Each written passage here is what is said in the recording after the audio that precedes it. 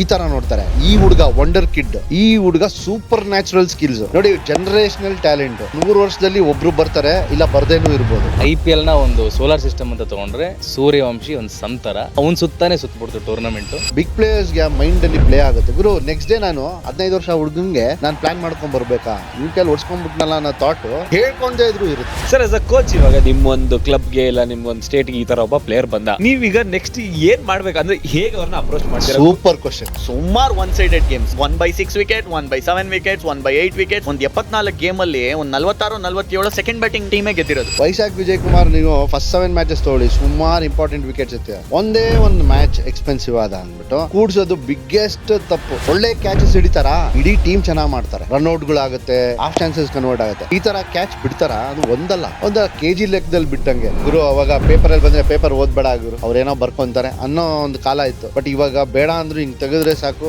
ಕಾಣಿಸುತ್ತೆ. ಮೈಕಸನ್ 8ನೇ ಪ್ಲೇಸ್ ಬರ್ಬೋದಷ್ಟೇ ಈ ಟೀಮು ಅಂತ ಹೇಳಿದ್ರು. ಜಿತೇಶ್ ಒಂದು ಮ್ಯಾಚ್ ಅಲ್ಲೂ ಕಾಂಟ್ರಿಬ್ಯೂಟ್ ಮಾಡಿದಿರೋನು ತೊಂದರೆನೇ ಆಗಿಲ್ಲ ಬ್ಯಾಟಿಂಗ್ ಆರ್ಡರ್. ಅವಾಗ್ಲೇ ಹೇಳ್ಬಿಟ್ಟಿದ್ರು, ನಾವ್ ಇದನ್ನ ಡಿಫೆಂಡ್ ಮಾಡ್ಕೊಂತಿಲ್ಲ ಟೈಟಲ್ ನ, ಅಯ್ಯೋ ಯಾರೋ ಕದ್ಕೊಂಡ್ಬಿಡ್ತಾರೆ ಅಂತ ನಾವು ಬಚ್ಚಿಟ್ಕೊಂತ ಇಲ್ಲ, ಇಟ್ಬಿಟ್ಟು ಹೊಡಿತೀವಿ.